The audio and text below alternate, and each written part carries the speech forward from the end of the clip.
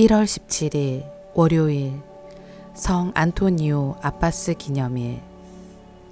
안토니오 성인은 3세기 중엽 이집트의 중부지방 코마나의 부유한 가정에서 태어났다. 그는 어느 날 내가 완전한 사람이 되려거든 가서 너의 재산을 팔아 가난한 이들에게 주어라 하신 예수님의 말씀에 감화되어 자신의 많은 상속 재산을 가난한 사람들에게 나누어 준 뒤 사막에서 은수 생활을 하였고 많은 사람이 안토니오를 따랐다. 그는 세상의 그릇된 가치를 거슬러 극기와 희생의 삶을 이어갔다.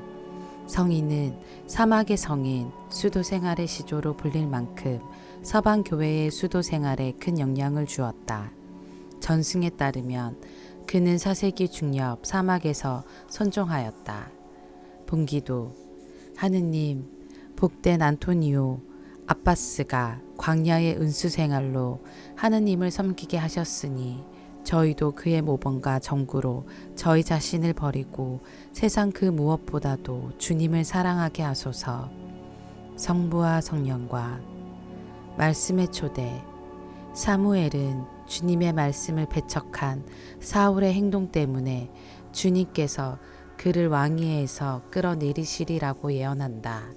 예수님께서는 사람들에게 신랑이 함께 있는 동안에는 단식할 수 없다고 하시며 새 포도주는 새 부대에 담아야 한다고 말씀하신다.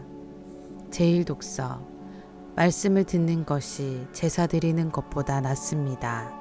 주님께서도 임금님을 왕위에서 배척하셨습니다. 사무엘기 상권의 말씀입니다. 그 무렵 사무엘이 사울에게 말하였다. 그만두십시오. 간밤에 주님께서 나에게 하신 말씀을 전해드리겠습니다. 그가 사무엘에게 응답하였다. 어서 말씀하십시오. 사무엘이 말하였다. 임금님은 자신을 하찮은 사람으로 여기실지 몰라도 이스라엘 지파의 머리가 아니십니까?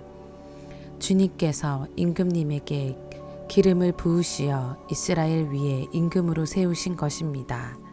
주님께서는 임금님을 내보내시면서 이런 분부를 하셨습니다. 가서 저 아말렉 죄인들을 완전히 없애버려라. 그들을 전멸시킬 때까지 그들과 싸워라. 그런데 어찌하여 임금님은 주님의 말씀에 순종하지 않고 전리품에 덤벼들어 주님 보시기에 악한 일을 하셨습니까? 사울이 사무엘에게 대답하였다. 저는 주님의 말씀에 순종하였습니다. 주님께서 저에게 가라고 하신 그 길을 따라 걸으며 아말렉 임금 아각은 사로잡고 그 밖의 아말렉 사람들은 완전히 없애버렸습니다. 다만 군사들이 완전히 없애버려야 했던 전리품 가운데에서 가장 좋은 양과 소만 끌고 왔습니다. 그것은 길갈에서 주 어리신의 하느님께 제물로 바치려는 것이었습니다. 그러자 사무엘이 말하였다. 주님의 말씀을 듣는 것보다 번제물이나 희생제물 바치는 것을 주님께서 더 좋아하실 것 같습니다. 진정 말씀을 듣는 것이 제사 드리는 것보다 낫고 말씀을 명심하는 것이 순양의 굿 기름보다 낫습니다. 거역하는 것은 점치는 재와 같고 고집을 부리는 것은 우상을 섬기는 것과 같습니다. 임금님이 주님의 말씀을 배척하셨기에 주님께서도 임금님을 왕위에서 배척하셨습니다. 주님의 말씀입니다. 하느님 감사합니다. 복음. 신랑이 혼인잔치 손님들과 함께 있다. 마르코가 전한 거룩한 복음입니다. 그때의 요한의 제자들과 바리사이들이 단식하고 있었다. 사람들이 예수님께 와서 요한의 제자들과 바리사이의 제자들은 단식하는데 선생님의 제자들은 어찌하여 단식하지 않습니까? 하고 물었다. 예수님께서 그들에게 이르셨다. 혼인잔치 손님들이 신랑과 함께 있는 동안에 단식할 수야 없지 않느냐. 신랑이 함께 있는 동안에는 단식할 수 없다. 그러나 그들이 신랑을 빼앗길 날이 올 것이다. 그때에는 그들도 단식할 것이다. 아무도 새천 조각을 헌 옷에 대고 깁지 않는다. 그렇게 하면 헌 옷에 기워댄 새 헝겊에 그 옷이 당겨 더 심하게 찢어진다. 또한 아무도 새 포도주를 헌 가죽 부대에 담지 않는다. 그렇게 하면 포도주가 부대를 터뜨려 포도주도 부대도 버리게 된다. 새 포도주는 새 부대에 담아야 한다. 주님의 말씀입니다. 그리스도님 찬미합니다.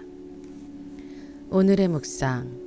세례자 요한의 제자들은 공동체를 이루며 자신들의 스승처럼 단식하였고 바리사이들은 속죄일 외에 일주일에 2번 단식하였습니다. 물론 초대 그리스도교 신자들도 일주일에 2번 단식하였습니다. 요한의 제자들과 바리사이의 제자들은 단식하는데 선생님의 제자들은 어찌하여 단식하지 않습니까? 예수님께서는 혼인잔치의 신랑과 손님을 비유로 들어 제자들이 당신과 함께 있는 동안에는 단식할 필요가 없다고 변호하십니다. 혼인잔치의 신랑은 예수님이시며 손님은 제자들입니다. 구약 성경에서 혼인잔치는 구원의 시간을 상징합니다. 따라서 혼인잔치의 비유는 예수님께서 오신 지금이 바로 구원의 시간임을 드러냅니다. 새 하늘과 새 땅을 창조하시고 새 마음과 새 영을 주시겠다는 하느님의 약속이 이루어지는 시간, 바로 하느님 나라의 시간입니다. 이렇게 혼인잔치는 구원의 시간, 기쁨의 시간이기에 슬퍼할 수 없고 단식할 수 없습니다. 그렇지만 제자들도 신랑을 빼앗길 날에는 단식할 것입니다. 헌 옷에 새천 조각을 대고 깁지 않으며 헌 가죽 부대에 새 포도주를 담지 않습니다. 이 말씀은 지금 주어진 새로운 것, 곧 그분의 말씀과 행적 안에서 점점 가까워지는 하느님 나라를 강조합니다. 하느님 나라는 우리의 낡은 사고와 습관 안에 담을 수 없습니다. 새 포도주는 새 부대에 담아야 하듯이 우리의 생각과 행동을 바꾸는 회개와 이를 통하여 하느님과 이루는 화해 안에 그분의 나라를 담을 수 있을 것입니다. 누구든지 그리스도 안에 있으면 그는 새로운 피조물입니다. 옛것은 지나갔습니다. 보십시오. 새 것이 되었습니다. 이 모든 것은 그리스도를 통하여 우리를 당신과 화해하게 하시고 또 우리에게 화해의 직분을 맡기신 하느님에게서 옵니다. 아멘.